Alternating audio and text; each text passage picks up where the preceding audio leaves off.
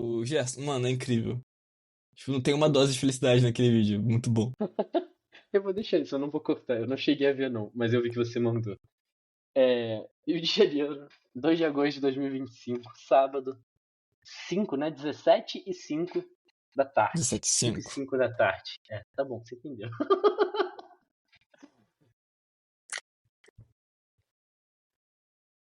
Eu esqueci de alguma coisa?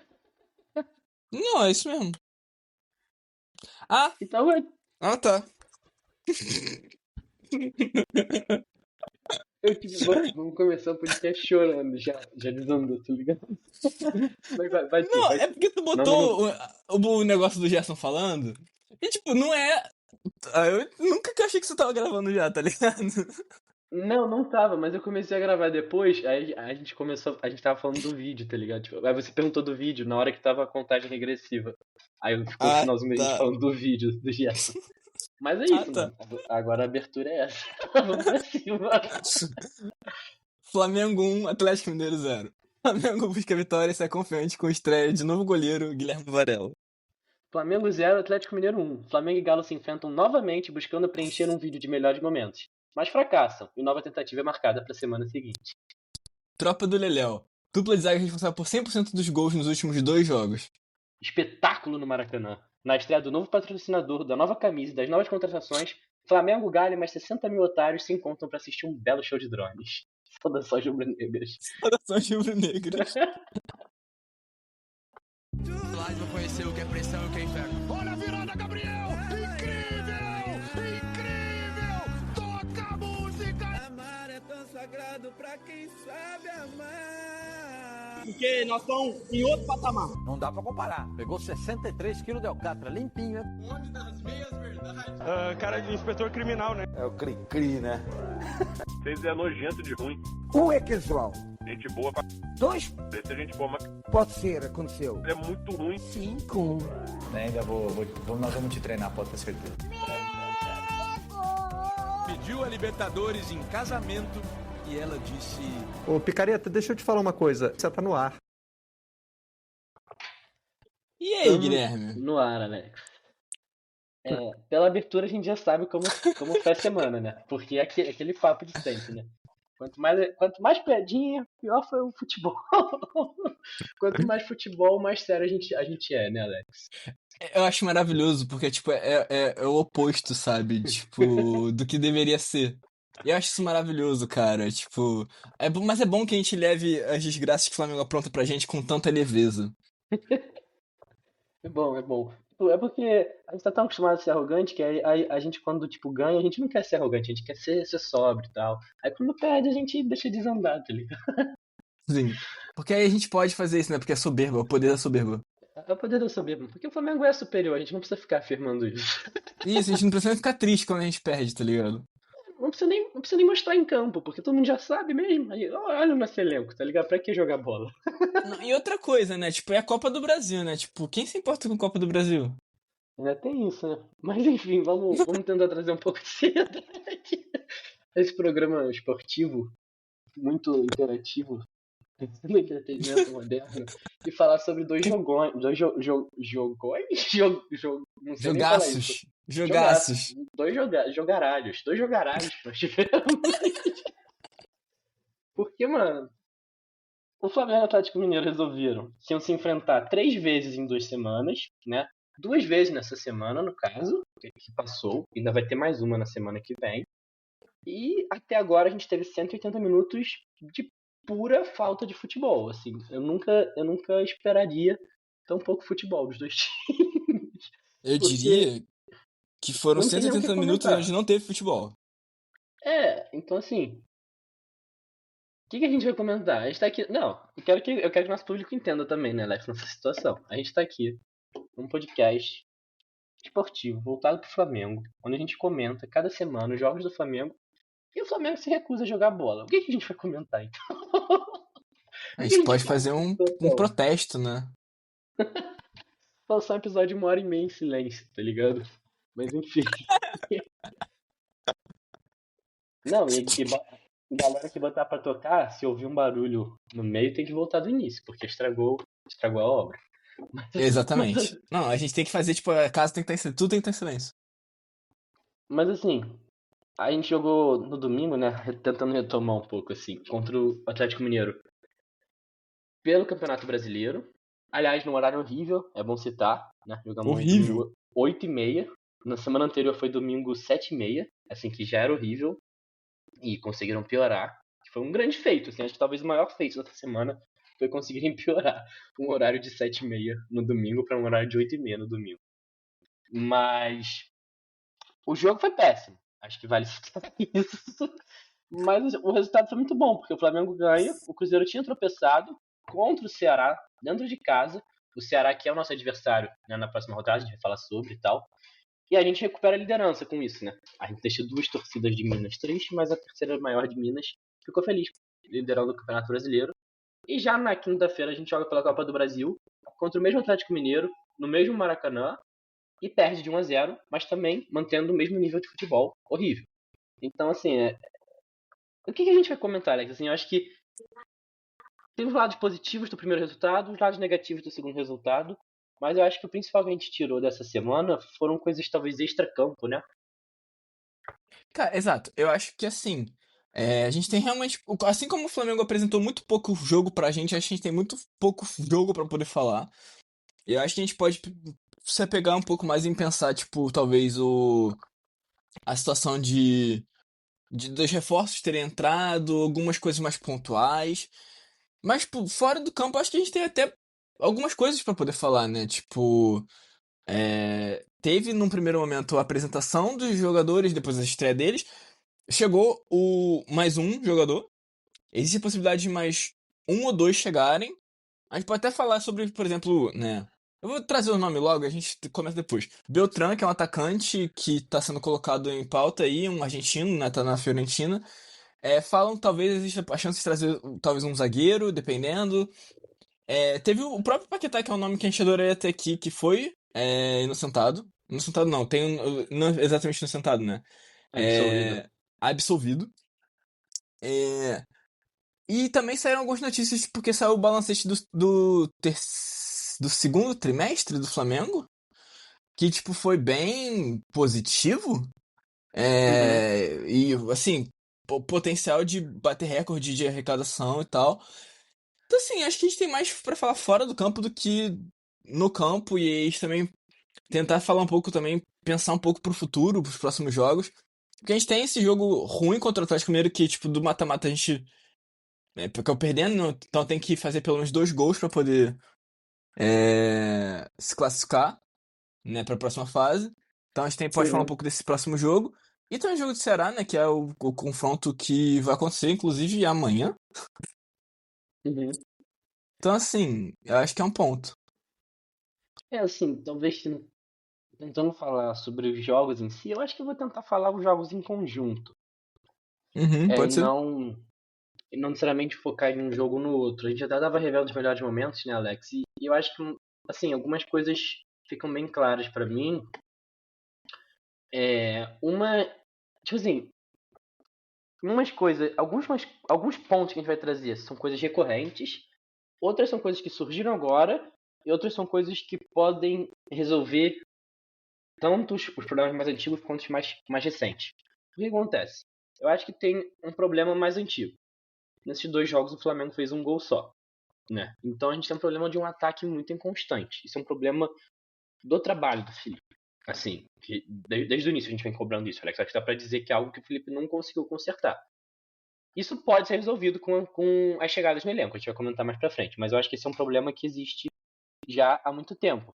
E que tem a ver também com os jogadores que você tinha à disposição e a forma que você joga. O Flamengo tem um problema de criação também, que é muito acentuado por uma coisa que a gente chama de arrasca dependência, né, Alex? Em que a gente tem um Arrascaeta que estava sendo líder de assistências e artilheiro do Brasileirão até viajar para a Copa do Mundo de Clubes.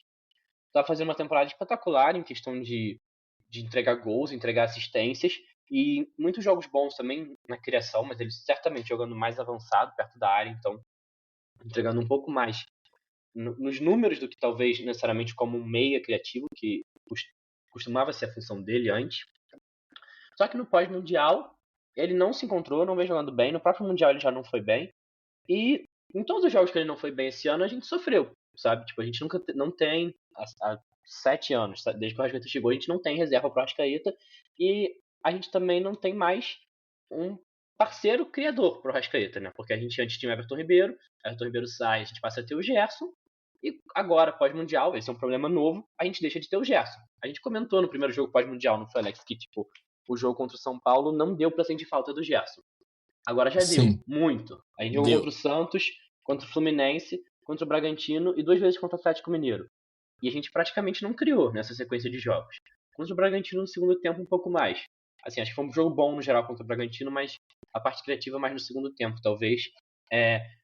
Só que, claramente, o time sentiu a saída do Gerson, não tem como não sentir. Se juntou isso a uma queda do Arrascaeta técnica, mas que eu considero que foi pela carga física. O Arrascaeta é um jogador que, em sequências muito grandes, às vezes ele acaba caindo de ritmo. Ele nem sempre consegue entregar fisicamente nesse nível, né? A gente sabe disso. E aquela velha história também, né? Que eu acho que assim, eu sempre faço questão de citar isso, né? Do meia crônico e do meia agudo. Tipo assim, o Arrascaeta vai resolver jogo, mas ele não é um cara que cria constantemente ao longo do jogo. Então o Gerson fazia isso, o Everton Ribeiro fazia isso. Não é a característica do Arrascaeta, então não adianta cobrar isso do Arrascaeta. Ele não vai fazer isso. Mas tem um outro problema, que aí eu diria que é mais recente, que se junta a essas questões também, que é que a defesa não vem sendo mais tão constante quanto era antes. E não à toa o Felipe, que tinha apenas 4 derrotas, não. 3 derrotas, né? Até viajar pro Sim. Mundial, ele agora já tem 6 derrotas. Ou seja, do Mundial pra cá ele dobrou o número de derrotas do trabalho dele. Sendo que 2 foram uma contra o Santos e outra contra o Galo, né? Então, são times que o Flamengo é superior e deveria garantir a vitória. Mas por quê? O ataque nesses jogos seguiu não funcionando, a criação também. E a defesa não foi tão segura. Eu acho que a defesa não vem sendo tão segura. E eu acho que isso tem alguns fatores, que é a lesão do Danilo, que passa a ter só os 2 Léos, um revezamento de zaga. Eu vou deixar você falar, Alex, mas eu queria expor esse quadro geral. Assim. Eu sei que eu tô falando, Pô, tá eu sei que eu tô quase falando dormindo muito, aqui. relaxa. Não, Eu tava relaxa, quase galera. dormindo aqui. Eu sei. E só pra dizer, ele não me avisou nada. Não. A gente se comunica fora do áudio, mas ele não me avisou nada. Foi só, de fato, tipo, eu sei que eu tô falando muito, mas eu queria expor esse quadro geral. A consciência bateu em você, tá ligado? Não, tipo, mas eu sabia, mas assim, acho que se juntam esses problemas. O Danilo passa a estar machucado, a gente perde o Pulgar, e o Pulgar dá uma segurança pra defesa também. Ele cobre muito bem ali a nossa zaga. Então a gente perde o Pulgar, perde o Danilo, passa a ter um zagueiro a menos no revezamento. E aí, obviamente, os Léos estão cansados, e, enfim, acho que isso afeta também. A nossa volância cai também, porque, tipo, se você tá sem o Pulgar, você perde um dos principais jogadores do time ali, e o Flamengo cria muito pelos volantes também. E agora o Wesley foi embora. Então a gente perde um cara que também gerava muito jogo pela direita, na lateral. E também ajudava muito defensivamente, né? Então acho que passa a ter um problema também da defesa estar menos segura. E aquela parte da defesa cria, que a gente sempre traz, né, Alex? Também diminui um pouco. Então me parece que todos esses problemas que já existiam e que foram acentuados agora na volta do Mundial, pode ser que eles mudem. A gente está no momento que eu vejo assim, talvez daqui a 3, 4 episódios, se esses problemas não tiverem mudado, eu acho que a gente tem que entender que é um problema do Felipe. Mas eu acredito muito que com as chegadas novas pro elenco, a tendência é que muitos desses problemas não sejam mais tão problemáticos assim, né? Mas eu vou te dar a palavra agora, Alex. Eu só queria fazer esse quadro geral, assim, do que esses jogos apresentaram, que foi muito igual ao que já vem acontecendo na temporada, em algum grau, né? Tá bom, gente, agora o Guilherme vai fazer uma pausa, tá? Ele vai deitar um pouquinho. Vou descansar, galera. E eu vou comentar um pouco com vocês, porque foi um papo de acho que uns 11 minutos de monólogo. Não, sacanagem. Mas assim, cara, tem várias questões que você trouxe assim que a gente são muito realmente problemas já antigos e que eu acho que tipo vão se acentuando, né, com o momento agudo da temporada. Eu acabei de ver um perfil que é um torcedor do Chelsea, se não me engano, mas que também torce pro Flamengo. É um gringo, né, que depois do cacete que tomou, ele tem acompanhado o Flamengo e tal. E aí ele tava comentando assim, pô, deixa eu só confirmar se ele é do Chelsea. É Chelsea e Flamengo. O Chelsea, Ele falando sobre como o Flamengo já vai jogar de novo, tá ligado? Tipo, que não tem tempo pra se recuperar. E isso fica claro à medida que, por exemplo, a gente vai ter só um meia criativo. À medida que a gente só tem dois zagueiros que podem jogar no momento. Então, assim, zagueiros com experiência, com que dá pra ter confiança, porque o Felipe vai lá, como o Guilherme me comentou nessa entrevista coletiva, que o Felipe disse que não queria botar jogadores inexperientes numa mata-mata e tal, que é completamente compreensível, mas ao mesmo tempo, tipo, por que que eles não têm minutagem antes pra poder a gente utilizar eles agora, sendo que a gente, tipo, não tem o Danilo como opção. O Alexandre, que poderia ser uma opção, também não está em condições de jogo. Então, assim, enfim, são questões que vão se sobressaindo, que vão se acumulando. E a gente se coloca nessa posição onde realmente tem um ponto onde tipo, o que é culpa do Felipe? O que é só, tipo, acaso da temporada, casualidade, né? Cara, assim, eu acho que no final das contas, tem sempre um pouquinho de culpa de cada, sabe? Tipo, eu acho que em alguns momentos a culpa do técnico vai aumentando, mas acho que nem é o caso do momento do Flamengo apontar pra isso, inclusive. Mas, assim, o grande ponto pra mim é que a gente tá num momento da temporada, com a janela, onde a gente se posiciona pra meio que superar um pouco essas situações. Né? O Guilherme falou sobre o Pulgar e a gente, assim, cara, acho que a gente defende o Pulgar muito tranquilamente, Guilherme. Eu vejo muita gente que às vezes tem uns comentários meio assim e tal, gente que eu considero até bem inteligente, mas que é meio crítica ao Pulgar, eu acho que até excessivamente. O Pulgar é um jogador essencial. O Felipe fala que ele é jogador de nível de Barcelona. Eu não acho que ele é jogador de nível de Flamengo. Ele é extraordinário. Eu acho que ele tem uma capacidade de cobrir espaço muito boa para um cara do biotipo dele, que é um cara meio alto, acho que até um pouco desengonçado e tal, mas ele faz isso muito bem para as características dele, apesar de não parecer que entregaria esse tipo de jogo. E ele com a bola no pé ajuda muito, porque é isso, né? Quanto mais a gente tiver jogadores que podem mais perto das zonas perigosas construindo, é muito importante pra gente, né? Porque a gente vai falar que a gente tem o camisa 10 da zaga e o camisa 8 da zaga, que são muito úteis. A gente, né, no primeiro jogo, a gente teve uma assistência absurda do Léo Pereira, que o Pedro dá uma matada de bola meio caótica, a gente não sabe se foi 100% planejado ou não, mas que ele acaba finalizando e tudo mais.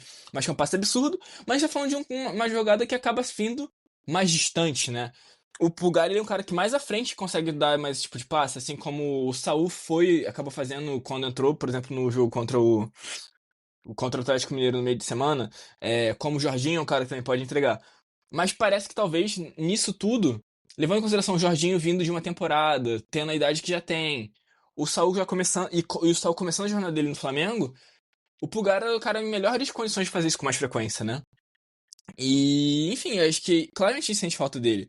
Porque é isso, né? A gente acaba fazendo esse jogo que, tipo, é muito dependente do que a nossa linha defensiva, nossa primeira linha de criação e o nosso meio-campo podem produzir para que chegue ali nos jogadores mais de ataque, né? Os mais agudos, os pontas e o centroavante e o Arrascaeta, para que eles estejam em posições mais vantajosas para fazerem seu jogo.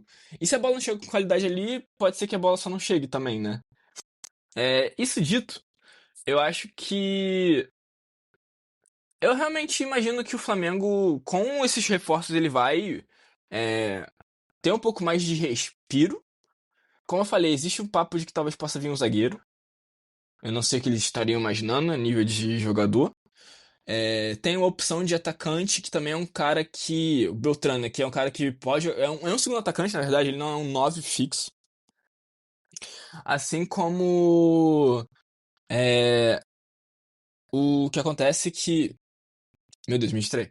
Mas que ele também pode jogar como um camisa 10, sabe? Então, assim, um cara que pode ele contribuir com a Arrascaeta, mas vai essa coisa. Ou talvez o grande substituto pro Arrascaeta seja o cara que chegou. Não só por ser pra jogar no Arrascaeta, mas em outras posições como um meia que ocupa as faixas de meio campo. Mas é o nosso querido. Eu não te mandei esse vídeo não, né? O Carrascal, nosso querido Carrascal, que eu não mandei o vídeo pro Guilherme, mas eu vou mandar depois. Daquele cara que faz a imitação do Felipe. Enfim. Tá. Aí o que acontece? Ele. Ele é um cara que ele pode entregar isso, a capacidade dele de girar e tal. E de. Cara, eu acho que ele pode entregar muitas possibilidades pra gente. E eu acho que talvez ele tenha um pouco mais a característica de um meia crônico, tá ligado? Não necessariamente um meia agudo.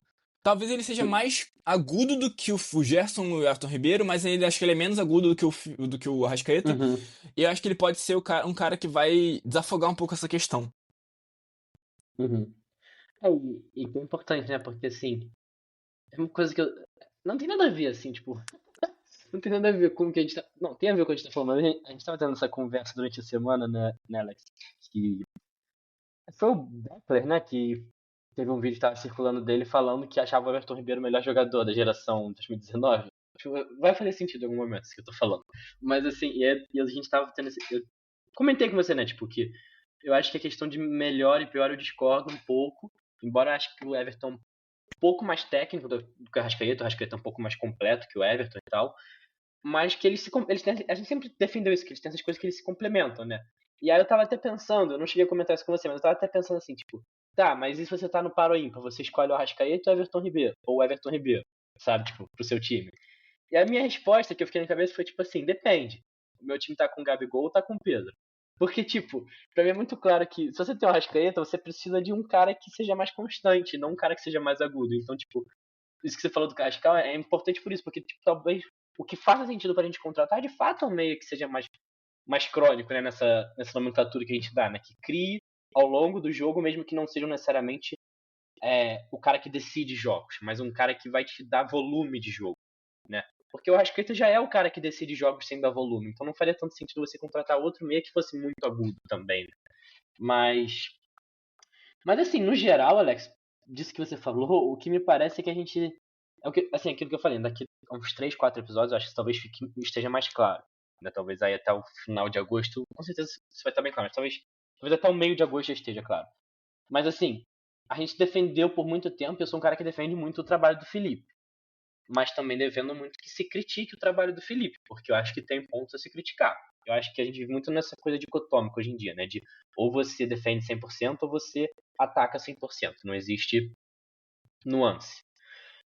E eu acho que a gente chegou com essas contratações, como o Flamengo se coloca no mercado, em que não dá para defender que a partir de agora o trabalho do Felipe não privilegia um pouco mais o meio de campo, né? Porque eu acho que se a gente fala de ataque, a gente trazia muito que o ataque era ineficiente porque os jogadores não estavam produzindo bem, porque o Felipe tentou com o Cebolinha, tentou com o Tata, tentou com o Michel, tentou com o Luiz Araújo, ele tentou com o Bruno Henrique, ele tentou com todo mundo ali na frente. A gente sempre defendeu que o Pedro voltando ao ritmo pós-lesão, isso ajudaria muito o ataque a ser mais eficiente.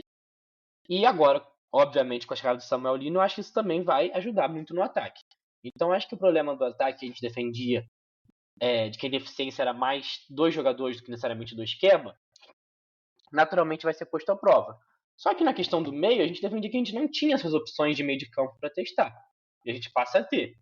Então, cara, se o Felipe não passa a dar um pouco mais de quantidade de jogadores no meio de campo a partir de agora, eu começo a ver isso como, tipo assim, não tem muito como defender, sabe? Porque eu acho que a gente se colocou no mercado de uma forma que a gente traz reforços o bastante para ter um time que tenha mais presença no meio de campo e não dependa só de ficar num 4-2-4, onde os seus volantes e os seus zagueiros são obrigados a criar. Porque eu acho que todo mundo ajuda a criar, mas você não pode colocar nas costas da zaga criar todas as jogadas do time.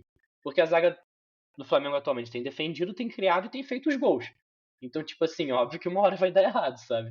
E eu acho que é isso, né? É um momento que eu vejo muito como virada de chave, né, Alex? Até por isso que eu acho que a gente escolheu, não sei se você vai concordar comigo nisso, não focar tanto nos jogos dessa semana, mas focar mais na nossa projeção para a temporada, porque eu vejo que a gente estava num momento em que o elenco condicionava muito o estilo de jogo e agora me parece bem claro que não, né? Que se o Felipe mantiver a mesma pegada de estilo de jogo, não de estilo de jogo, mas assim, de preenchimento do ataque em prol do meio de campo, eu acho que aí é um problema do trabalho do Felipe, bem claro, né?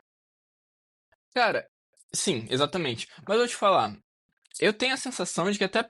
Porque é isso. Olha, me incomoda pensar que, tipo, o Felipe faria uma janela. Faria o Flamengo ter uma janela que vai trazer um Carrascal, vai trazer o Saul, trouxe o Jorginho. Caras muito técnicos, muito capazes de, sabe, ser refinados no meio-campo e a gente não vai jogar pra isso, sabe? Uhum. Eu acho que seria muito contraproducente, seria muito bizarro. Sim, Não sim. consigo duvidar necessariamente, mas. E pensa comigo, Guilherme. A gente trouxe, né, Emerson Royal, mas em uma resposta à saída Wesley. do Wesley. A gente trouxe o Jorginho por necessidade por ali. O Saul meio que uma resposta ao Gerson. Uhum. O Carrascal não é necessariamente uma resposta a nenhuma saída, Sim, mas uma busca por uma outra característica de jogador pro elenco. sim. E o Samulino, sim, que é mais um cara desses atacantes que a gente tem pelo lado do campo. Mas Embora também com outra seja característica, diferente. né? Sim, com outra Sim. característica. Cara, por si só, tipo, os primeiros minutos dele são muito empolgantes. Sim. Por vários motivos, muito empolgantes. Então, assim, realmente é se pensar que a gente tem uma tentativa de ir para um outro lado. Um lado que vai privilegiar mais o nosso meio-campo, um povoamento um pouco mais cuidadoso, um tipo de jogo que vai prezar por aproximação, porque é isso, a gente estava revendo alguns jogos, alguns melhores momentos para poder lembrar um pouco desses jogos terríveis que foram, e coisa boa sempre surge, eu sempre vejo, né, quando eu tô revisando melhores momentos e tal, eu sempre aponto com o Guilherme, inclusive, que é quando tem muito jogador junto, cara. Quando tá todo mundo meio perto. Porque mesmo se é uma coisa dar errada, foi até um lance que a gente viu, né? Foi um lance um chute do Bruno Henrique ou do Plata? Do Plata. Do Plata. Onde é um lance que o Matheus Gonçalves ele queria fazer uma virada pro outro lado, a bola bate no jogador do Atlético Mineiro, sobra pro Pedro que consegue dar um passe na condição onde ele tava ali, onde a bola sobra pra ele. Um ótimo passe pro Plata chutar e aí a bola é uma defesa e tudo mais. Mas assim, a aproximação de jogadores tem várias coisas que favorecem isso, até a própria marcação pós-perda, né? Tipo, que é muito importante pro Flamengo. Se tem mais jogadores próximos da bola, tipo, é mais fácil de sufocar. Isso é uma coisa muito marcante do Flamengo de 2019, inclusive. Então, assim, eu acho que é bem coerente pensar que a gente pode ter algo diferente pro Flamengo nos próximos jogos. Eu quero acreditar bastante nisso. Ainda mais quando realmente todos estiverem à disposição. A gente não pode esquecer que ainda tem muitos desfalques, né? Então até por isso que eu falo assim, talvez não seja algo que no próximo episódio a gente vai ter essa resposta, porque o time tá se reestruturando de uma série de desfalques, de duas saídas que impactaram muito, né?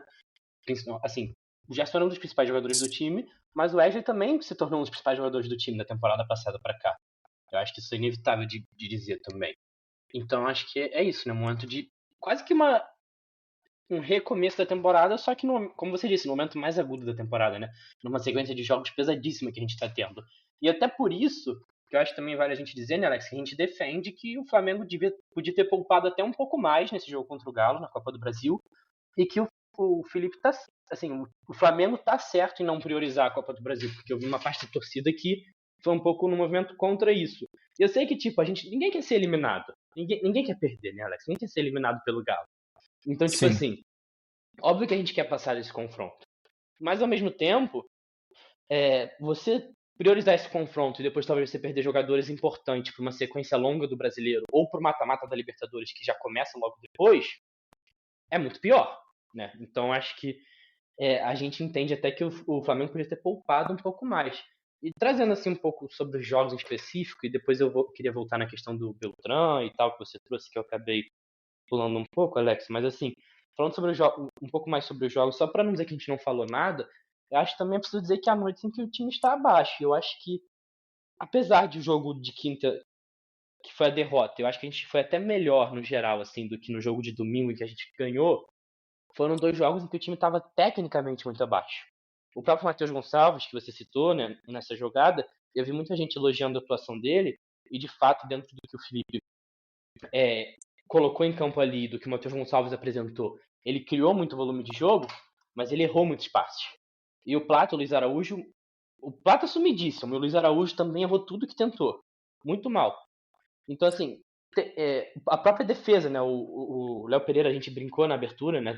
Porque ele entregou um gol pro Galo, mas não foi o único erro dele no jogo e também não foi só ele que errou. O Léo Ortiz também errou vários passes, só que não resultaram em gol. Então, foi um jogo em que, uma noite em que tecnicamente o time estava abaixo. E é importante dizer que isso não vai acontecer sempre, né? E eu acho que é importante também dizer que nem tudo corresponde apenas ao trabalho do técnico, porque você vai ter um coletivo às vezes bom, mas você depende do individual brilhar em alguns momentos também, né?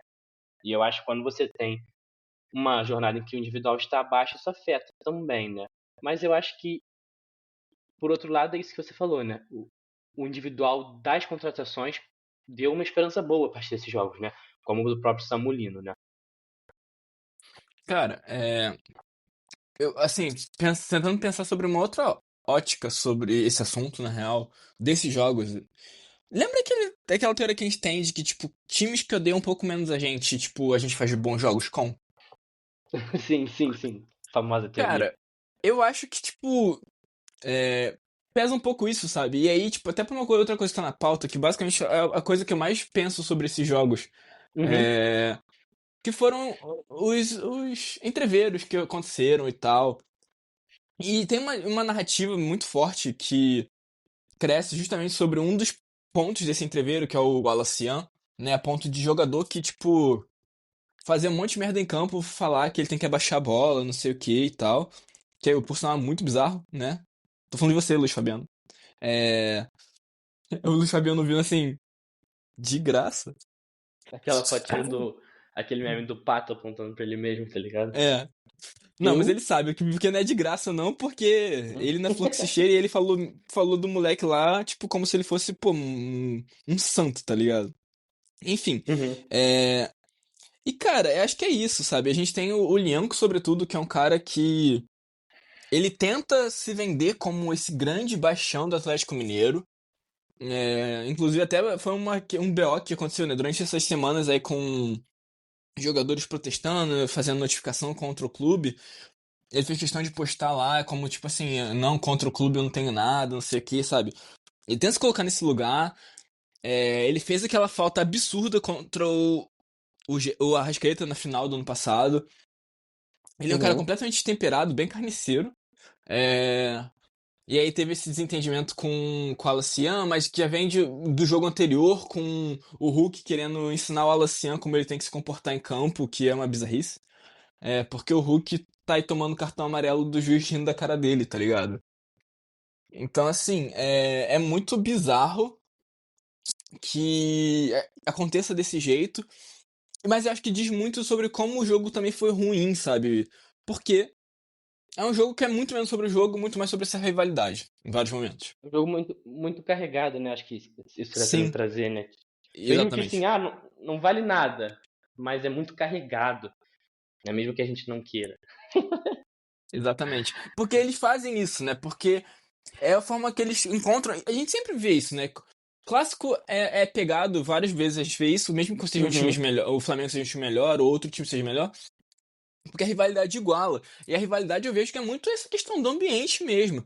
Porque até por isso, Sim. muito torcedor, quando o teu time é pior do que o teu adversário e perde fácil, normalmente o que os caras falam? Os caras nem brigam, os caras nem têm vontade, os caras nem quebram a perna de fulano, tá ligado? Tipo, porque eles entendem, e de fato, você ter ódio do teu rival, tipo, você querer aquele jogo, você fazer tudo por aquele jogo, faz diferença no placar, tá ligado?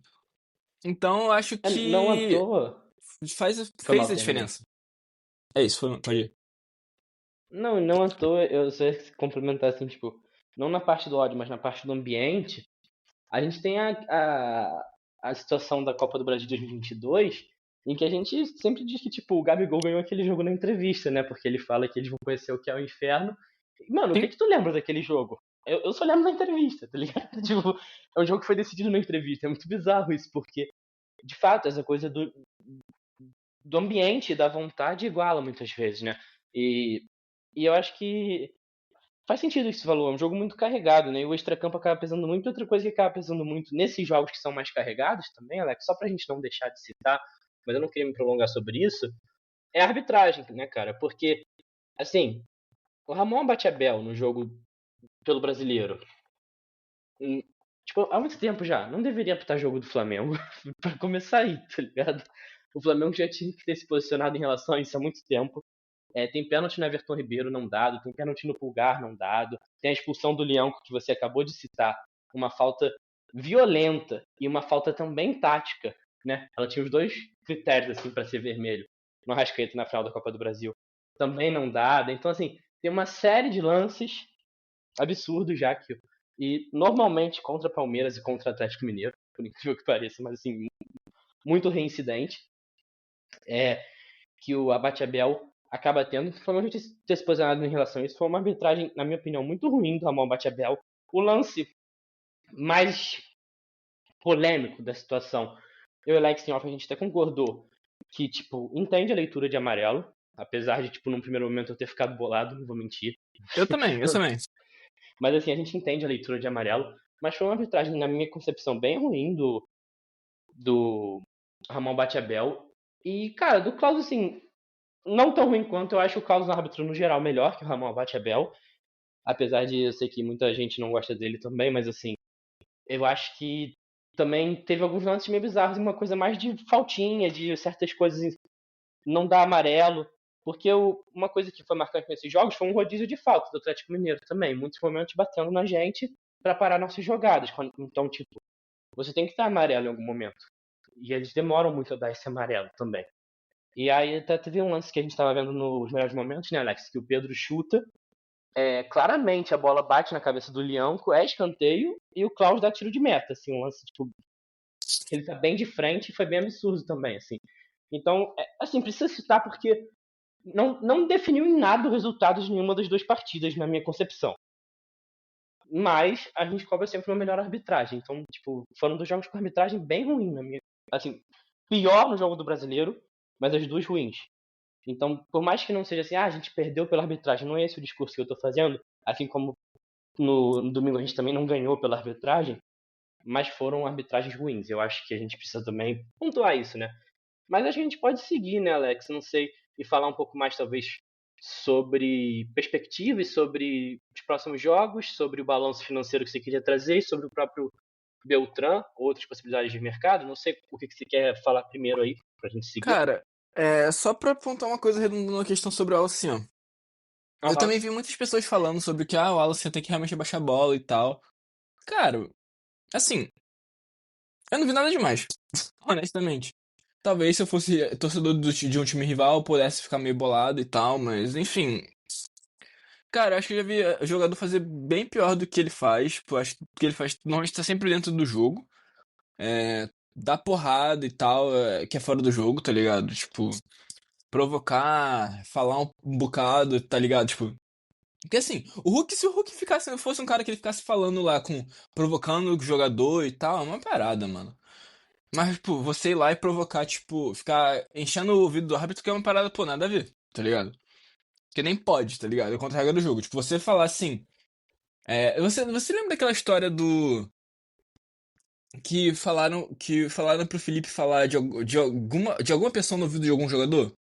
Nossa, ótima forma de contar essa história, né? Eu vou dizer Desculpa. que eu não me lembro. Desculpa, mas eu Lembra não? pela descrição, não me lembro. Pode ser que eu conheça, mas não tô lembrando. Teve o caso de um jogador que falou pro Felipe assim: fala no ouvido de fulano de tal sobre a esposa dele. Meu Deus. Ele foi lá, fez, o cara ficou malzão, ele pediu desculpa e tal. Foi uma parada que ele. Mas isso é do jogo, mano. Tá ligado? Você pode se sentir mal, não querer fazer e tal. É da pessoa. Mas isso ainda é do jogo, tá ligado?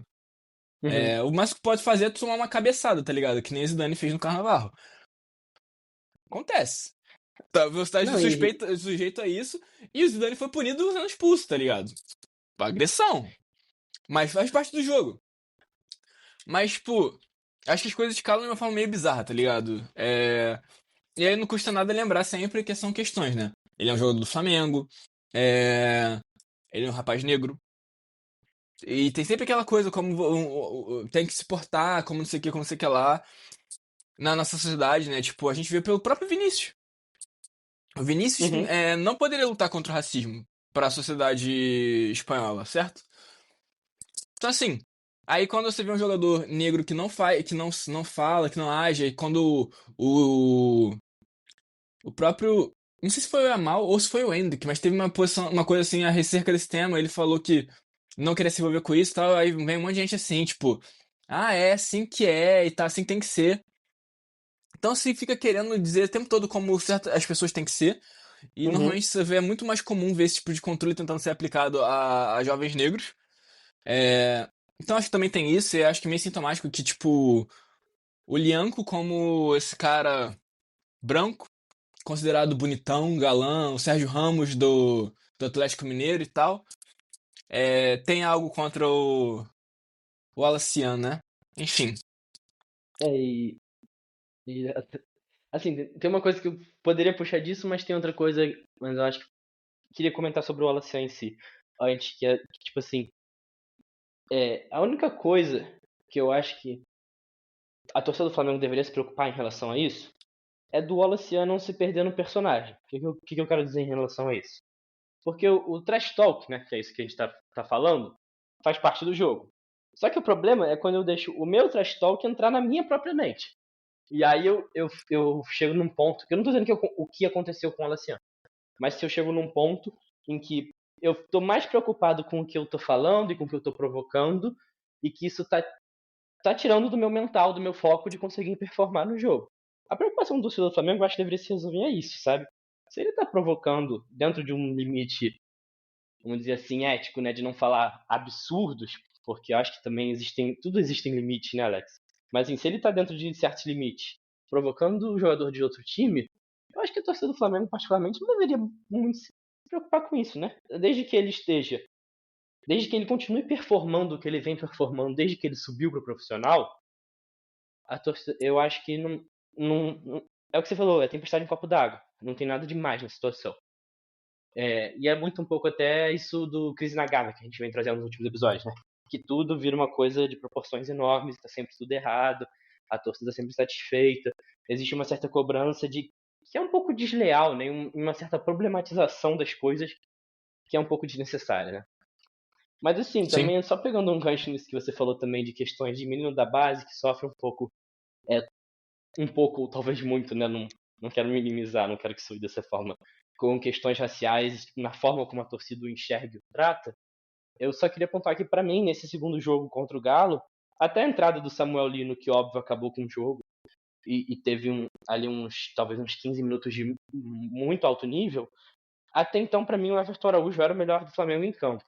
E eu acho que também cai muito nisso de, tipo assim, se ele tivesse a cara do Andrés Pereira e o nome de talvez um jogador sul-americano não brasileiro, a torcida ia gostar muito mais dele, né? Eu acho que existem certas predisposições da torcida que são complicadas e o moleque vem jogando bem, mais uma vez jogou bem, e eu acho que acaba caindo nisso, né, mano? E até também quebra um pouco certos discursos, já puxando para um outro tópico, que eu acho que existe essa discordância, mas que não é tão forte como algumas pessoas colocam, de tipo, o Felipe não usa a base. Tipo, olha o Everton Araújo quantas oportunidades teve, olha o Alacião quantas oportunidades teve. Eu acho que, tipo, o Felipe poderia usar mais a base, é um discurso que é possível, mas o Felipe não usa a base, eu acho que é um discurso que não se prova real, sabe? Eu acho que você pode discordar da forma que ele administra a minutagem dos jogadores, de alguns jogadores, mas eu acho que também não dá pra dizer que ele não dá oportunidades. E que não tem moleques da base que se provaram com ele, porque tanto o Everton Araújo numa função mais defensiva, quanto o Alaciano numa função mais ofensiva, são exemplos disso, né? Mas enfim, não sei se tu quer comentar algo mais sobre esse tópico ou podemos seguir, Alex. Não, podemos seguir. Então, eu não sei se você queria trazer um pouco sobre o Beltrán. Eu sei que você falou antes, só que eu acho que eu passou um pouco pela minha perdi um pouco assim o fio do que você falou sobre ele. Eu não sei se você disse que ia trazer mais alguma coisa depois ou se foi só o comentário que você fez antes. Não, eu não tenho nada muito eloquente pra dizer sobre ele, assim. Eu conheço pouco. O que eu vi eu achei muito interessante, porque eu adoro o perfil do segundo atacante, que é o que ele é, né? Como eu falei, ele é um cara que ele é um segundo atacante, que ele pode jogar ali na referência, mas pô, acho que nunca vai ser a melhor forma de utilizar ele, assim como não era com o Gabigol, assim como não acho que seria com o Juninho, nem com o Bruno Henrique, não é o perfil dele. ele é um cara que ele vai muito mais abaixar e ser um falso 9, um segundo atacante mesmo. É, se associar com ponta no lado direito, com ponta do lado esquerdo, ou com o meio atacante, abrir espaço e tudo mais. Mas assim, ele é um cara com uma boa questão de faixa de idade e tal. E hum, os valores eu acho que talvez sejam um pouco caros. Ele é um atleta de 24 anos, que faz 25 só no ano que vem, em março. Ou seja, tipo, ele tá realmente numa margem de idade legal. Se noticia algo na casa dos 14 milhões, se eu não me engano. Deixa eu confirmar aqui. Mas assim, é, é interessante. Dizem que ele, inicialmente, que ele não estava muito interessado em vir pro Flamengo. Mas que parece que nos últimos dias ele tá um pouco tipo, interessado, mais voltado a isso. Então eu fico um tanto quanto otimista porque é uma opção de ataque diferente, que pode entregar características diferentes também. E sobretudo porque eu vejo muitos comentários dando conta que ele poderia ser um cara que poderia até ser mesmo um camisa 10, em alguma medida. Não seria talvez um camisa 10 como o Arrascaeta, mas um camisa 10. E aí fala, se tem uma opção de cara que pode ocupar o meio campo, definitivamente é uma ideia. Levando em consideração que ele é um cara jovem, né? Então, tipo, ele tem o vigor pra poder entregar certas coisas. É um cara não é tão alto, até por isso que, né, eu falo que botar ele ali dentro da área e querer que ele seja um centroavante não vai ser a melhor coisa. Então ele é um cara que eu acho que eu entendo que ele pode entregar uma fisicalidade bem interessante pra gente. E só pra confirmar, o valor que tá sendo dito é que a Fiorentina exige em torno de 15 milhões de euros. Mas parece que tinha ficado bem agradado, bem feliz com o valor de 14 milhões que o Flamengo tinha oferecido, que é o valor que eu vi sendo ventilado que o Flamengo ofereceu. E só um detalhe importante pra dizer: a Fiorentina pagou em 2023 22,5 milhões de euros por ele. Então a gente estaria pegando ele por um valor muito bom comparado ao que ele já teve, o que ele já custou, né? E acho que também, assim, fora a posição de zagueiro, que eu me pego um pouco na dúvida se era o caso a gente talvez ir atrás de contratar um zagueiro pela esquerda, mas eu acho que também os reforços que o Flamengo precisava em geral, o Flamengo já foi atrás, né? Assim, tipo, poderia ter outras opções de ataque, como seria o caso do Beltrano, que eu entendo, mas eu entendo muito que foi uma janela já, tipo, muito boa para as lacunas do elenco e que o que vai ser reforço agora são muito mais os jogadores voltando de lesão, né? O Vinha, o Pedro, agora o Alexandre Ayrton Lucas, o próprio De La Cruz, que, enfim, voltou de lesão, mas teve a questão com o Cunco, né? E aí acabou agora que tá passando tempo com a família, foi liberado por um tempo e tal. O Pulgar, então, tipo, acho que quando você volta a ter, porque isso cai um pouco no que você falou antes, né, Alex? De, tipo, quando você tem jogadores próximos, você gera boas jogadas. Quando vocês têm jogadores de qualidade próximos, melhor ainda. Então, tipo, quando os jogadores, alguns dos que se machucaram, que são de alto nível, voltarem pro time, isso vão ser reforços também, né, que o Flamengo vai ter para essa sequência. Mas, levando tudo isso em conta, Alex, eu ia falar antes da gente dar nota pra semana e tal, se de repente o que tu achava da gente fazer da gente fazer uma montagem de como seria o nosso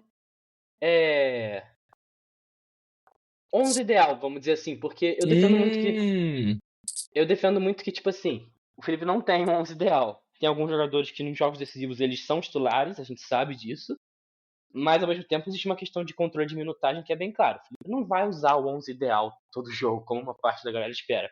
O Pedro não vai ser titular todo jogo, sabe? Tipo, é aquela coisa, o Felipe vai revezar o time, pra mim isso é bem claro. Mas a gente poderia montar como a gente acha que esse Flamengo poderia jogar, né? Levando em conta que o elenco muda um pouco de característica agora nesse meio de ano, né? O que você acha disso? Cara, eu gosto muito da ideia de fazer isso. Eu só queria apontar a questão do zagueiro. É que eu acho que. É bem rápido. Eu acho que seria bem interessante ter a aquisição de um zagueiro, porque eu entendo que a gente sente falta dessa opção no momento. Mas eu acho que, tipo, talvez fosse muito mais o caso de realmente ver o Flamengo esperar um pouco mais o ano que vem e pensar isso com mais calma. Eu acho que talvez fosse mais sensível. Eu acho que o justo. Vitão é um nome que, tipo, me agradou desde a primeira vez que o nome dele foi ventilado. E, tipo, a gente não conseguiria tirar ele do Inter agora. eu acho que. Entende? Eu acho que talvez poderia ser uma possibilidade. Uhum. Ele tem 25 anos, ele tá dentro desse perfil que a gente tava conversando. Ele faz 26 anos que vem. Eu gosto do jogador. Eu não sei o que você. Eu não lembro como. A gente já conversou, na verdade, sobre isso, eu só não lembro como é que você se sente Uhum. com relação a ele. Mas assim, eu acho que pode ser uma opção interessante. Até porque a gente tem que se focar em contratar opções que sejam brasileiras, né? Dada a situação do nosso elenco. Sim. Mas é isso. Eu acho que é uma boa colocação. Por isso que eu falei, eu acho que eu fico na dúvida. Porque o que me pega um pouco é a questão, por exemplo, do Clayton. Já ter dito que não vai renovar. Então, assim, você utiliza o Clayton esse ano, você não sabe, então. Mas eu também acho assim que não é uma necessidade, mas que talvez fosse bom para rotação. Porque acontece? O Léo estão sendo sobreutilizados. Isso para mim é bem claro, né? Isso eu acho que pode ser um problema Sim. caso resulte em uma lesão de algum dos dois. É porque os dois estão num ritmo físico muito bom, que eles estão aguentando isso. Mas eu acho que é algo a se pensar, né? Ainda mais com o Danilo ainda machucado. Mas enfim, eu concordo com o seu ponto também, eu entendo. Não necessariamente é urgente, pode ser visto mais a longo prazo, sim. Mas, assim, vamos montar nosso 11 então, Alex? Bora. Assim, acho que o Só Rossi é uma meio coisa, só que. pra garantir. A gente vai só Fala aí. falar com quem tá disponível agora, certo? Cara, podemos fazer o ideal do que a gente tem no time. Olha, eu acho que é bem difícil, mas acho que é um exercício legal. Assim, a gente pode falar, tipo, ó, não tá disponível nesse momento, alguém faria essa. Tá ligado? Estaria nessa posição. Mas, sei lá. Mas enfim. O Rossi acho que não tem um debate, né, Alex? Acho que. Eu acho que o Varela colocou um debate, sim, no domingo. Mas assim, tem muita gente que não gosta do Rossi. Eu sempre gostei bastante do Matheus Cunha, mas eu acho que o Rossi é titular absoluto. Não tem muito o que questionar aí. Nos laterais, isso é uma boa pergunta.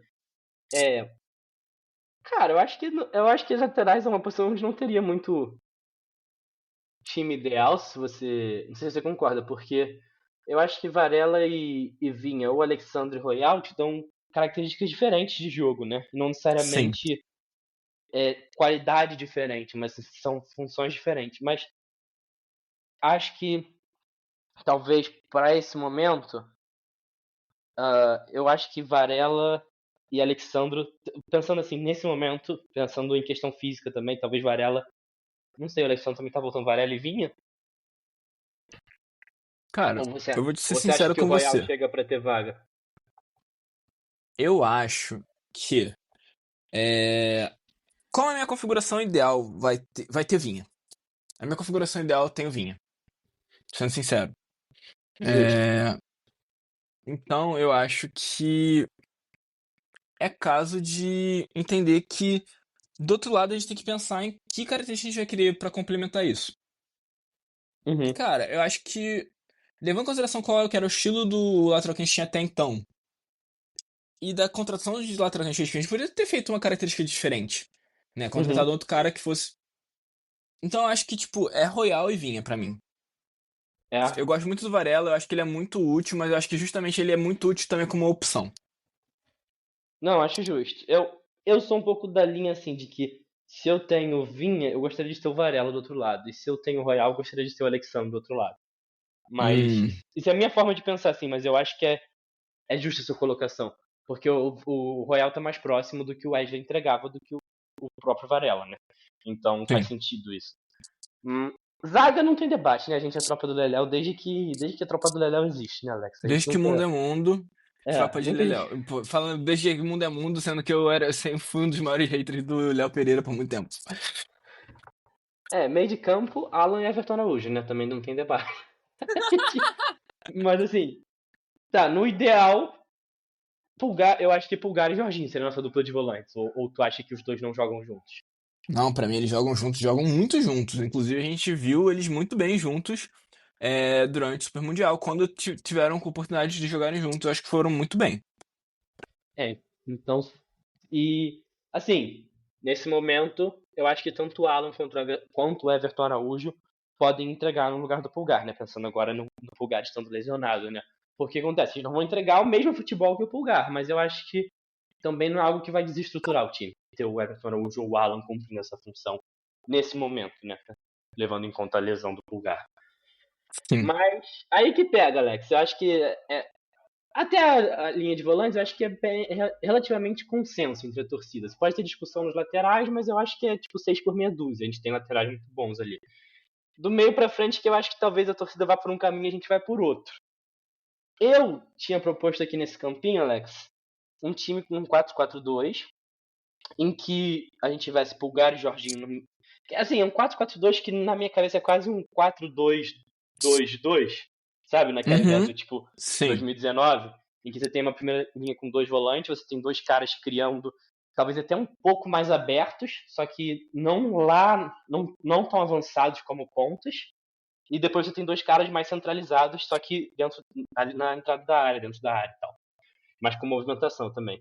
Eu iria nesse esquema pensando com o Saúl, talvez, pela direita, né? Ali nessa linha à frente dos volantes. E, assim, é uma coisa meio ousada que eu vou falar, talvez seja mais simples fazer o oposto. Mas eu iria com o Samuel Lino nessa segunda linha. E eu colocaria o Arrascaeta mais próximo da área, perto do Pedro, na última linha, com o Pedro e Arrascaeta fazendo essa última dupla, né? Que seria a dupla de ataque mesmo, não a dupla de meias. E, tipo, o Lino jogaria mais aberto que o Arrascaeta, mas talvez um pouquinho mais recuado, só que óbvio que num desenho inicial, porque a gente pensa um time com movimentação, com trocas de posição. Mas eu queria saber se você concorda, se você quer ir para outro esquema, se você quer escalar outros jogadores, qual seria a sua disposição, porque eu acho que do meio para frente é onde tem mais debate, né? Sim. Guilherme, sabes tu, minha posição favorita no futebol é o 4-3-1-2. Imagino eu que essa formação não está disponível aí. Tem, 4-3-1-2. Tem. Então. Cara, a minha situação é Jorginho centralizado, por ser mais velho, eu acho que acaba sendo meio que isso. O Pulgar à esquerda, Saúl à direita e Arrascaeta sendo o cara à frente. Por que eu vou essa configuração? Samulino vai fazer uma questão pra mim aqui. Ele vai ser o segundo atacante ali do lado do Pedro. Mas quando for sem a bola, ele volta como um cara pelo lado esquerdo.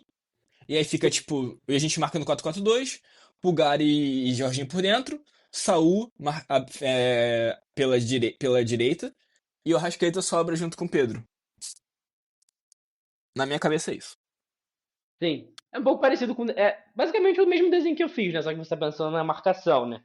E com a criação você recuaria o Arrascaeta e subiria Isso, basicamente Samulino. o que você fez foi a forma que o Flamengo marcaria. Sim. Na minha cabeça. Sim. Mas é isso, acho que é isso, tá cara. com o mesmo time, né? O mesmo time, então, né? Sim.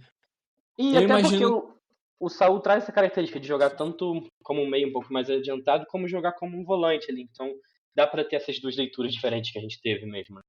Sim. E eu acho que o próprio Carrascal ele pode oferecer no lugar do Saúl essa possibilidade. Ou dependendo, às vezes está sem o Jorginho. Vai o Saúl pro lado esquerdo e o Carrascal fica como o volante do lado direito, mas mantém essa estrutura.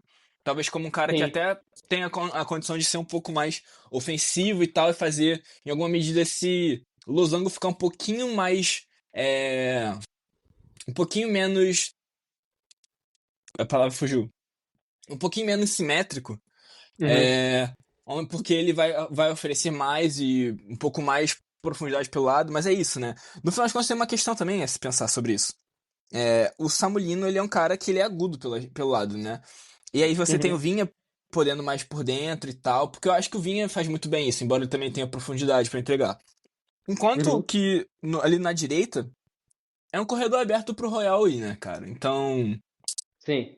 Eu acho que até mesmo não me prendendo a esse tipo de característica sobre quem vai ocupar determinados corredores, porque eu não penso essa ocupação de espaço dessa forma mais, que eu considero mais posicional, mas até nesse sentido ela é funcional.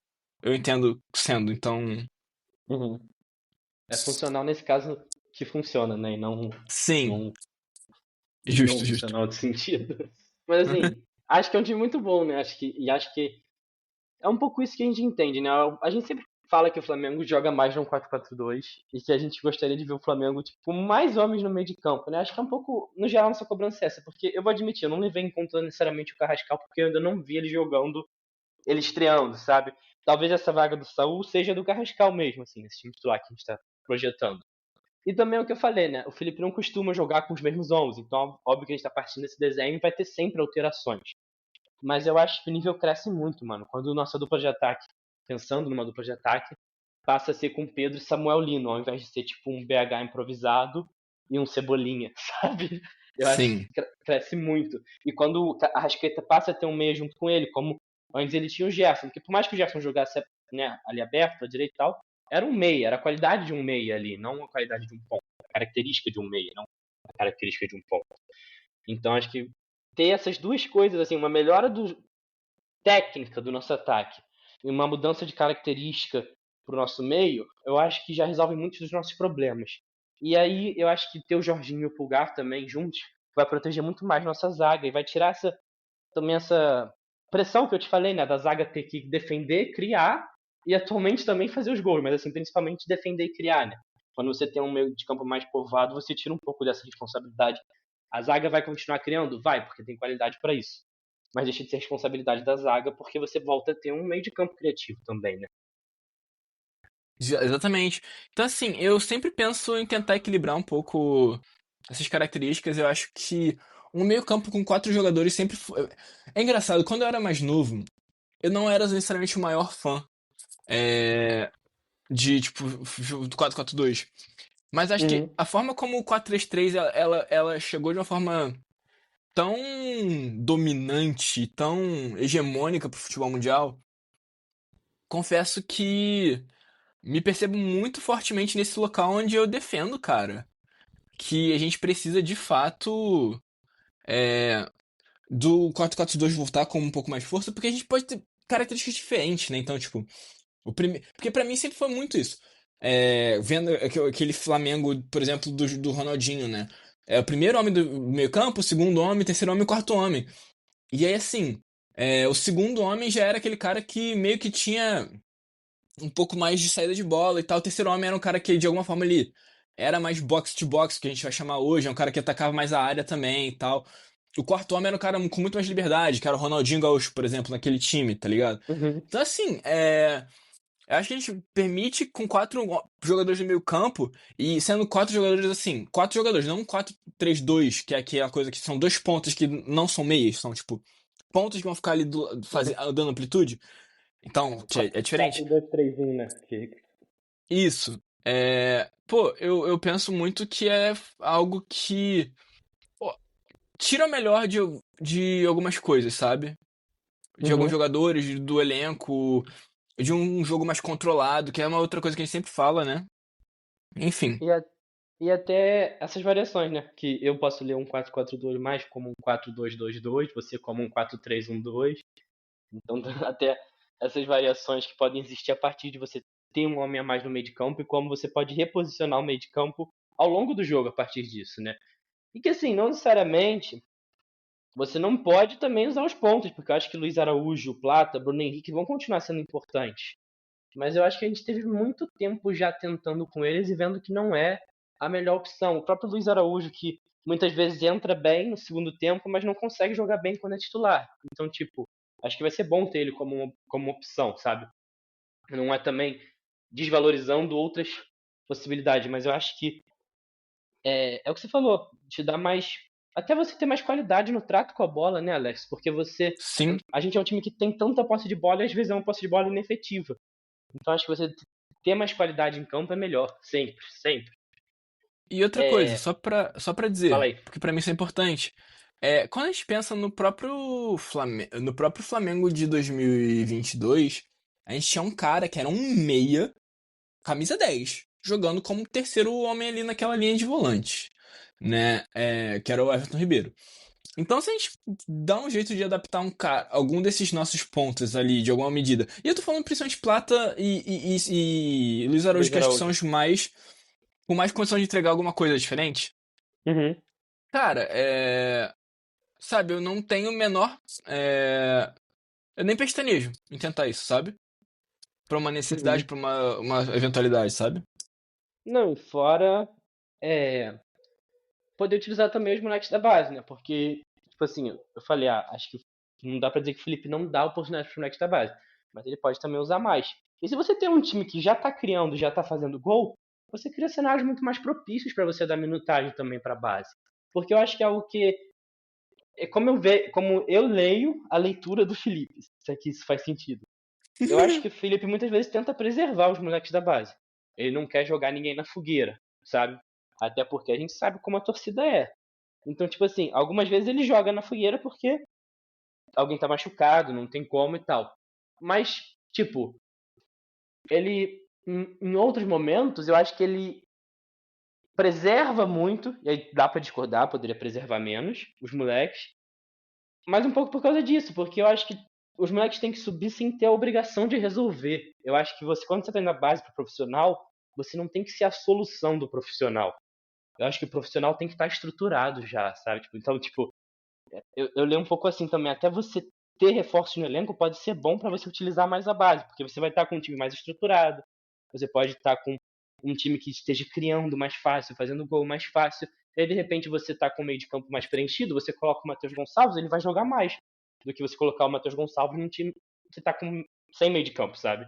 Então, acho que tudo isso acaba podendo ser positivo também, né? Como um efeito colateral.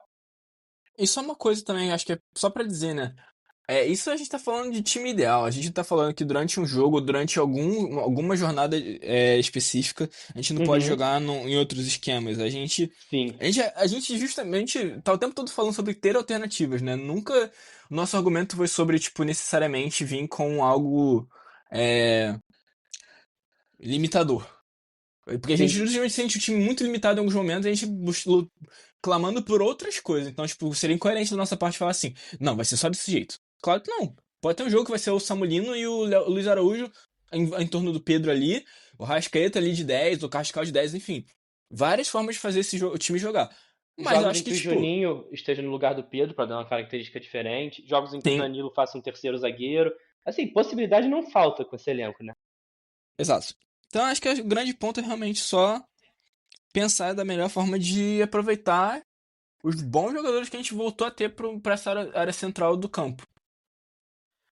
E como a gente disse também antes, né, Alex? De entender o quanto, né, dessa queda que o Flamengo teve de desempenho, não necessariamente só de resultado, mas de desempenho pós-mundial, foi relacionada a questões físicas e questões do mercado, né? Eu acho que é importante a gente ter mais uma sequência de jogos para conseguir ter essa leitura um pouco mais clara, né? Para não ter a ideia de, tipo assim, o trabalho do Felipe bateu no teto e, na verdade, é porque a gente perdeu o Gerson, sabe? Tipo, acho que não dá ainda para fazer essa separação de, tipo, o quanto que essa queda foi responsabilidade, não digo nem culpa, assim, responsabilidade do Felipe, sabe? Ou o quanto que foi por... Assim, tudo é confluência de fatores. Eu sempre falo isso no podcast, né? Eu tô sempre repetindo, né? Tudo é multifatorial, mas o quanto de peso tem o esquema do Felipe, o estilo de jogo do Felipe, eu acho que vai ficar mais claro assim com o passar dos jogos. Porque o Pedro, por exemplo, eu acho que cresceu pós-mundial, né? Toda a situação que houve entre Pedro e Felipe, eu acho que ele tá um jogador muito mais participativo e que eu acho que ainda vai voltar a entregar gols. Só que o time está num momento um pouco criativo, então a bola chega pouco para ele também. Ele tem que sair da área para buscar, então aparece menos em condição de finalizar, enfim. Coisas que eu acho que vão se resolvendo. Dito tudo isso, Alex, já que a gente tá falando de projeção, eu ia falar da gente fazer logo os palpites e depois a gente comenta o balanço e faz a análise da semana, porque eu acho que o balanço entra nessa análise e tal. Ia Ah, falar da gente fazer perfeito. os palpites antes, já que a gente tá falando de projeção e tal. Sim, sim. Então, a gente vai ter agora, amanhã, né, no caso, Flamengo e Ceará pelo Campeonato Brasileiro, né, domingo, dia 3 de agosto, às 6h30. Um horário um pouco mais normal, embora não seja, acho que ótimo, mas eu acho que é mais normal. Mas, assim, pra mim, jogo de domingo ideal era 4 horas, mas ok. E na quarta-feira, eu vou até confirmar, é 7 horas mesmo? Meio estranho, né? Porque eu anotei, mas eu tô com medo de ter anotado errado. Deixa eu Mas na confirmar aqui. quarta-feira a gente vai ter Flamengo. Não, é 7 horas mesmo. Quarta-feira, 6 de agosto. Sim, 7 horas. Às 7 da noite, Atlético e Flamengo fora de casa. O Ceará também é fora, é pelo Brasileiro. Né? Flamengo é líder do Brasileiro nesse momento, tentando manter a liderança. E Atlético Mineiro fora, valendo a classificação na Copa do Brasil. Eu acho importante pontuar essa coisa. Inclusive, a gente não falou sobre isso, isso é muito sério. Até porque fazia parte da chamada. O Cruzeiro tropeçou contra o próprio Ceará no domingo passado. Em casa. Em casa. Estacionou em 34 pontos. O Flamengo, com a vitória, foi pra 36 pontos. Sendo que o Flamengo tem jogos a menos. Tem um jogo a menos. Então, virtualmente, a gente pode abrir uma diferença de 5 pontos daqui a pouco. O que seria muito ótimo. bom. Sim. Desculpa ter interrompido, mas é só porque esse é um ponto importante. Não, eu acho que também é importante, até pra pesar, eu acho que vale dizer isso também, né? Na decisão de você não priorizar a Copa do Brasil, porque o Ceará não é um adversário qualquer. Eles acabaram de tirar a liderança do Cruzeiro, tipo, na rodada anterior. Então você tem que saber que é um jogo difícil fora de casa contra o Ceará, né? Mas, assim, até então falando sobre esse jogo, a gente estava comentando, né, Alex, que a gente não tem comentado tanto sobre o pré-jogo, né? A gente tem falado mais sobre o pós-jogo. Mas o que você espera desse jogo, cara? Eu vou te falar uma coisa, é um jogo difícil, mas eu tô sentindo que vai ser o jogo que o time vai encaixar. Eu tô o ano todo falando assim, esse jogo o time encaixa, tá ligado? Esse jogo vai virar a chave, mas eu realmente acho que nesse jogo vai virar a chave. Eu tô com essa sensação. Acho que vai ser um jogão. Uma grande atuação do Flamengo, minha previsão. Apesar de ser um adversário difícil. O que tu projeta, assim, pra esse jogo? Cara, eu vou te falar. Esse assunto meio que surgiu, né? A gente percebeu que a gente precisava fazer um pouco mais uns pré-jogos e tal, melhor. Porque eu vi a lista de relacionados do Flamengo, né, e tudo mais. E o Vitor Hugo consta nela. O Guilherme já falou, eu concordo com ele, o Vitor Hugo não vai jogar nesse jogo, dificilmente ele vai entrar. Mas assim, olhando os relacionados, a gente vai ter de novo, né, o Saul relacionado, o Samulino relacionado. E também o nosso querido Emerson Royal. Então assim, eu acho que é um momento que a gente vai poder dar mais sequência para esses jogadores que vêm, com condição de crescer, né, durante a temporada. Então eu me sinto um tanto quanto otimista com isso, sabe? Sim. E por mais que o Flamengo, realmente, que o Ceará, na verdade, seja um time que não é um adversário fácil, ainda mais jogando fora de casa, né? Eu quero acreditar, cara, que realmente vai vir um bom jogo. Sobretudo um bom jogo. Sim, principal, né? É o que tá faltando. Exato. E aí, cara, mas você sabe qual que é o meu placar padrão, cara? Fala aí. É 2-0. Porque, honestamente, é a carinha do Flamengo. Cara, eu penso em Ceará fora de casa, eu penso em 2019. É a rodada em que a gente assume a liderança. Uma bicicleta absurda do Arrascaeta. E o placar é 3-0, né? Então eu acho que é importante voltar às origens. Eu espero até. Cara, eu espero. Assim, eu tô nessa sensação, mas é parte do torcedor. Eu espero até mais. Só que eu vi que as últimas 2 vezes que eu apostei em goleada, a gente perdeu o jogo. Então eu vou ficar no 3-0 pra também não zicar, entendeu? Vou ser mais comedido. Mas acho que também vale pontuar, Alex, uma coisa que você falou sobre os relacionados, que é o seguinte: o Arrascaeta volta à lista de relacionados. Ele nem no banco esteve contra o Galo, agora pela Copa do Brasil. E o Jorginho, que não entrou contra o Galo, foi relacionado, mas não entrou, volta a ser relacionado. Então, tipo, a gente pode não só ver mais minutagem para as contratações, mas também finalmente ver como Saul, Samulino, Emerson Royal vão interagir com o Jorginho e Arrascaeta, né? Que eu acho que é aí que nasce a magia do futebol, né? Então, a partir dessas interações. E eu acho que é disso que eu mais estou esperando, cara. Ver um meio-campo com Jorginho, Saul e Arrascaeta ali. Eu imagino que o Saul não seja titular, né? Mas tô esperando magia, Alex. Eu tô nessa sensação de magia. Mas beleza, então você apostou num 2-0, eu aposto num 3-0. E pra volta da Copa do Brasil, eu aposto primeiro ou você? É você que agora tem que apostar. Mas então fala a sua projeção assim, comentando sobre o jogo, e aí depois eu falo a minha e já dou meu placar. Cara, eu vou ser sincero com você, mano. Parando pra pensar num contexto mais sóbrio, eu O Flamengo tem condições de ganhar, mas ao mesmo tempo eu não iria com muitos jogadores importantes pra esse jogo. Uhum, Eu não sei como é que é a mentalidade do Felipe. uhum. Mas eu acho que se for o caso do Flamengo ir com, com o elenco principal, cara, eu acho que a gente tem condição de ganhar sim. Uhum.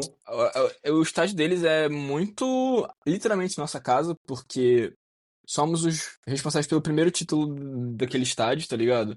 Eu acho que o único E, até agora, não? Ah, não, o Cruzeiro sim. também tem. Ah, é verdade. Eu acho que o Cruzeiro também tem, não? Agora não tenho certeza. Mas enfim, deixa quieto. É possível, não tenho certeza. Mas assim, eu acho que é bem tranquilo de imaginar que a gente pode ganhar, cara. E tipo, eu acho que o 2-0 ele resolve pra gente e é o placar clássico, cara. Eu vou ficar inventando ideia, não. Você vai de 2-2-0. Exato. Beleza, acho justo. E acho provável até, não vou mentir, não. Eu, eu, eu tava tendendo pra um 2-0, acabou que. Eu falei que eu ia postar antes e acabou que você. Mas tudo bem. E Eu é tava verdade. tendendo. Não, mas tá tranquilo. Eu tava tendendo pra um 2-0, mas eu acho que é justo deixar você com 2-0, porque esse é o jogo que todo mundo quer o 2-0. Então eu acho que você merece. Você tá há tanto tempo esperando um 2-0 brilhar, né, Alex? Eu acho que seria injusto, tipo, eu acertar esse 2-0. Acho que tem que ser você.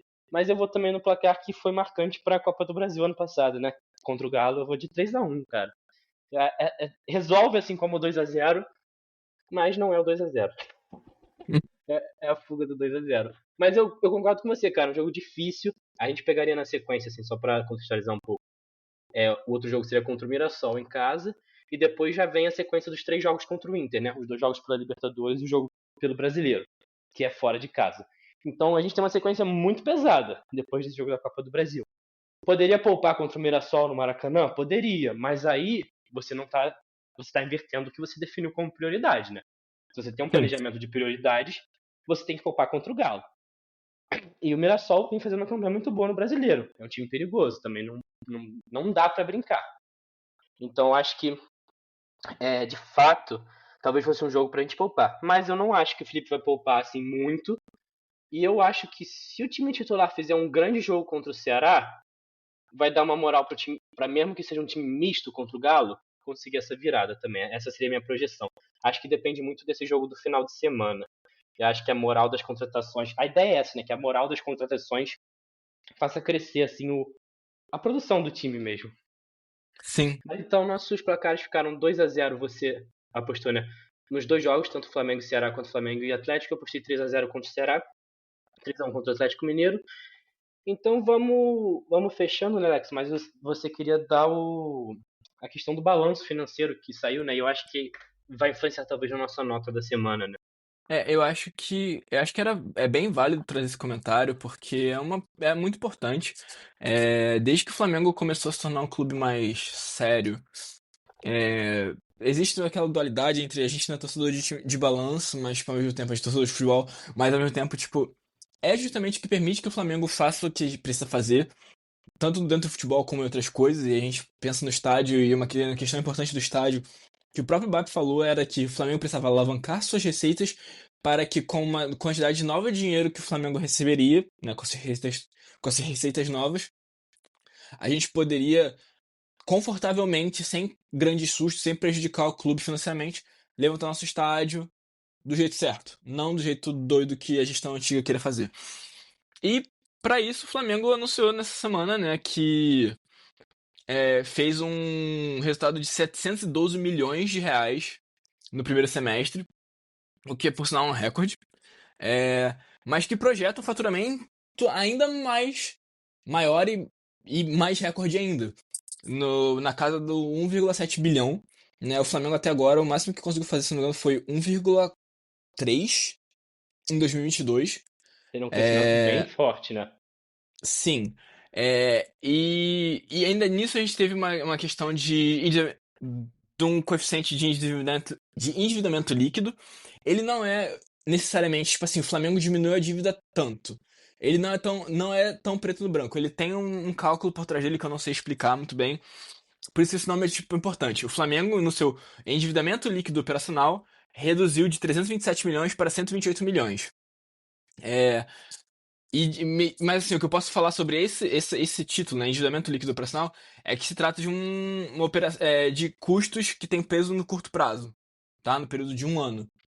Então, Uhum. das contas que o Flamengo tem a pagar dentro do próximo um ano, o Flamengo conseguiu fazer essa redução, o que é muito positivo.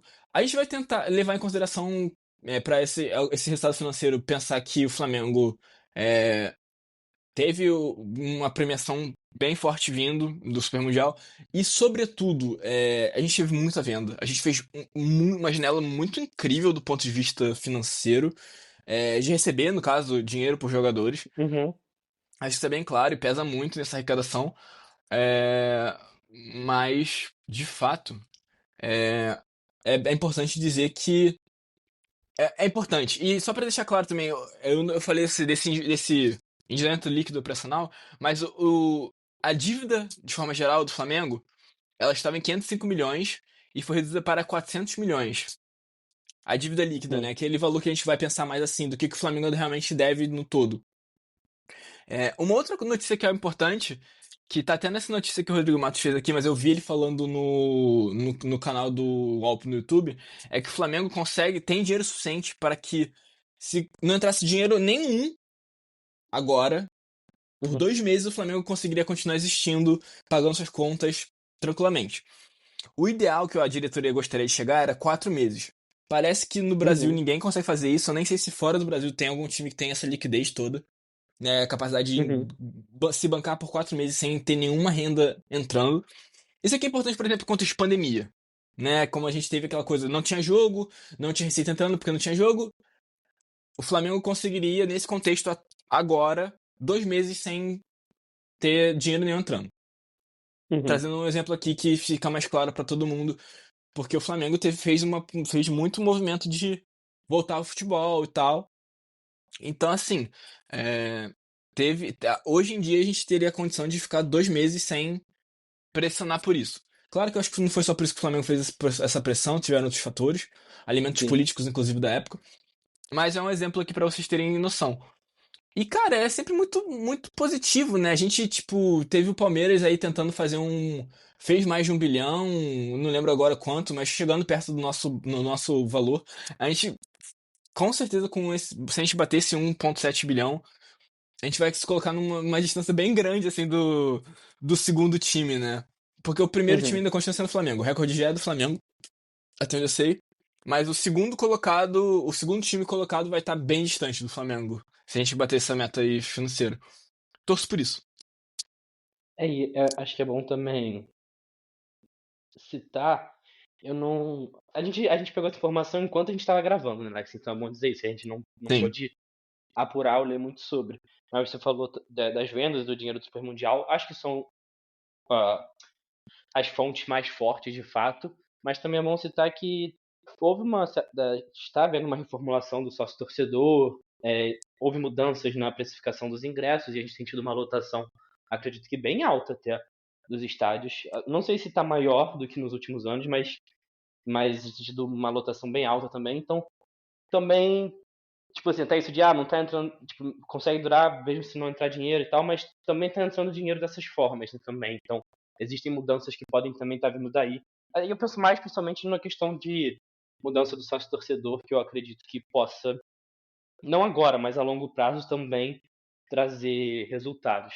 E é aquilo também, né, que a gente, assim como eu falei do trabalho do Boto alguns episódios atrás, isso quer dizer que o trabalho do BAP é ótimo, tá tudo perfeito, não tem erros? Não. Acho que a gente nunca quer cair nesse lugar de, tipo, propaganda política, né, Alex? Então, Sim. mas existe um trabalho sendo feito e eu acho que ainda é cedo, né? Acho que a gente sempre defendeu que pelo menos uma temporada a gente ia ter que esperar para analisar politicamente, financeiramente e esportivamente, como foi o início do mandato do BAP. Então, acho que ainda é cedo, porque mesmo essas projeções podem não se bater ou podem até ser superadas. Então, não dá pra gente fechar como definitivo também, né? Tipo, as projeções pro final do ano, no caso. Então, assim. Inclusive, eu. Desculpa. Não, você ia falar que tudo parece positivo do que a gente falou, mas que é isso, né? Ainda precisa de. Acho que a gente, com o tempo, vai ficando mais claro certas coisas, né? A gente vai sabendo melhor. Sim. E não, de forma alguma eu quero parabenizar o BAP por isso, porque é um trabalho que é uma sequência de uma outra gestão. Não dá pra dizer que os valores que o Flamengo recebe esse ano são completamente desconectados do que foi o ano Uhum. passado. Isso não é possível. Não é coerente, porque a gente sempre vai falar sobre contexto. Então, o Flamengo vem de um contexto que o Flamengo 19, a gente vai falar sobre o Landim conseguiu fazer o time ser campeão porque ele foi bem arrojado no mercado, mas ele foi capaz de ser arrojado no mercado porque tinha uma fartura financeira suficiente para poder contratar os grandes caras que a gente contratou em 2019, por Uhum. conta da gestão anterior, embora tivesse todos os problemas que teve. Então, assim, uma coisa não desconecta da outra, eu diria. É duas coisas que a gente defende com unhas e dentes aqui, né, Alex? Contexto Contexto. e nuance, né? São, assim, Sim, a galera é muito. Tudo é preto no branco, ou você apoia uma coisa, ou você ataca ela. E as coisas, assim, os trabalhos podem ter pontos negativos e pontos positivos. E acho que principalmente também, porque acho que a gente já foi mais ativamente crítico nesse podcast, né, quando a gente começou ano passado, mas também porque a gente estava no sexto ano de gestão do Landim. É diferente você estar no sexto ano e você estar no sétimo mês. Assim, acho que você já conhece melhor certos padrões e certos problemas quando você tem um tempo de gestão maior, né? Então você consegue justamente. identificar e apontar e criticar com mais ênfase. Dito Sim, isso, levando tudo isso em conta, Alex, uma vitória, uma derrota, duas atuações abaixo, é bom lembrar que esses jogadores que chegaram, acho que todos eles assinaram e foram anunciados essa semana, então por mais que assim a especulação e os tão próximos a gente já tenha comentado no episódio anterior, o fato é dessa semana. As contratações em si são dessa jornada, vamos dizer assim, né? Então acho que levando tudo isso em conta, é... qual a sua nota para a semana, Alex? Guilherme, essa semana é uma semana muito confusa, né? A gente vai pensar sobre essas boas notícias, esses reforços e tudo mais. Mas no final das contas a gente tem uma derrota, né? Uma derrota no mata-mata, um jogo que a gente podia, que foi em casa, né? Que a gente podia ter ganhado de 1-0 e um pouquinho mais tranquilo pelo Uhum. empate. Ia ganhar lá de volta, idealmente, mas, pô, por aceitar o empate, agora a gente precisa da vitória, né? Eu acho que. Cara, mas ao mesmo tempo tem essa notícia que é muito boa. Eu daria um 5,5, 6, não sei ao certo. Eu vou contra a maré aqui, então. Eu vou de, cara, pra ser sincero, é nota de torcedor isso, tá? Eu vou de oito e Uhum. meio, cara. Eu acho que 8,5? o extracampo foi muito forte. É, Justo. eu acho que o desempenho foi péssimo, mas na semana passada tu deu um 9,8, eu dei um 9. O desempenho já não foi bom também, assim. Acho que não mudou tanto o desempenho de lá pra cá. A derrota obviamente pesou, mas aí eu tô levando em conta que a gente definiu que o brasileiro é prioridade. Então, se a derrota tivesse sido no brasileiro, minha nota ia cair muito mais. Eu acho que a vitória ter sido no brasileiro e a derrota na Copa do Brasil tranquiliza nesse sentido. Eu acho importante também sempre citar, né, que o Jorge Jesus, logo que chega, ele é eliminado da Copa do Brasil pelo Atlético Paranaense. E que a gente não tem, assim, historicamente a gente não tem ninguém que tenha conseguido ganhar as três competições. Eu quero, você quer, todo mundo Claro. quer.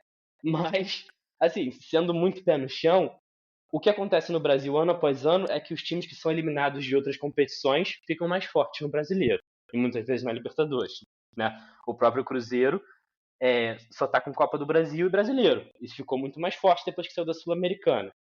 Então, assim, quero que seja eliminado? Não. Seria o pior dos mundos se fosse eliminado da Copa do Brasil? Também acho que não. E acima de tudo, eu acho que foi uma derrota irreversível? Não. Eu vi o Galo superior ao Flamengo em algum dos dois jogos? Não. Eu acho que o Flamengo tende a melhorar com as chegadas? Sim. Então eu vejo o Flamengo revertendo esse resultado? Sim. Então, tipo, é uma semana que tem seus problemas, não vou dizer que não tem. Mas ela me deixa muito tranquilo em relação a essa questão de projeção e prosseguimento da temporada, sendo bem sincero. Justo. Você foi de 5,5, Alex? Cara, vamos lá. Eu tava na dúvida de 5,5 e 6. É... Agora eu acho que você até precisa me justificar um pouco.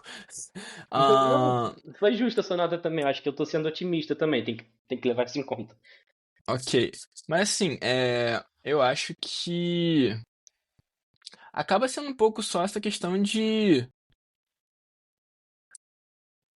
Eu acho que eu realmente, você falou, né, sobre contar, tipo, esses reforços agora, porque eles estrearam agora e tal, esse extracampo e tal. Mas é que, pô, não sei, cara, me parece. Só que, não sei, só parece pra mim que é o caso de que a gente meio que perdeu um jogo que, tipo, é porque isso, talvez seja eu caindo no erro de pensar no mata-mata, tá ligado? Uhum. Mas, tipo, é que o mata-mata é essa coisa, ele é muito específico, né? É muito cruel. Você perdeu um jogo, acabou. Sim, Tipo, no Brasileiro, se a gente perdesse, a gente provavelmente continuaria, tipo, a gente continuar um ponto atrás do Cruzeiro com um jogo a menos. Na Libertadores, no mata-mata é um pouco diferente, né? Então, sim. é... enfim, Eu eu tenho essa acho sensação que também, eu tô tentando lutar contra ela, só pra deixar claro também. tá. Mas, Então, então tá, vamos fazer uma coisa? Deixa eu dar um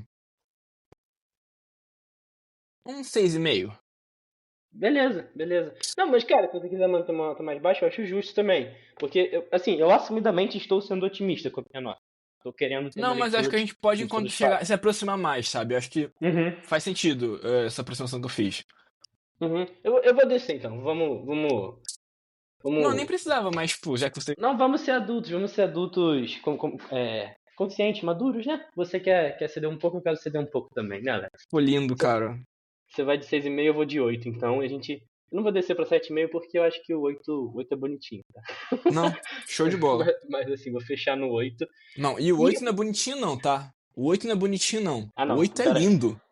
Mas O quem, 8 é quem lindo. o nosso 8 Era foi o 8 embora, né? anterior e o 8 atual são lindos. Tá, justo. Isso precisa O ser 8, dito. Eu o acho que 8 o tá bem. anterior ainda era mais bonito, mas, pô, o Óbvio. atual também ainda é bonito. Não, tá bem servido de 8 o Flamengo. E se for falar de 8 da zaga também, ó. Realmente, realmente. Mas enfim, assim, fechando então nosso podcast, Alex. Vamos. A gente tentou evitar, mas a gente tem que falar. A gente não pode deixar passar batido. Quem é o malvadão da semana? Você tem algum Guil- nome? Guilherme, em jogos ruins, eu não quero dar esse prêmio, né? E quando a gente não joga bem e tal. Então eu vou aproveitar pelo jogo do nome. Pelo jogo do nome. O mapa de uma semana se chama Wallace Ian.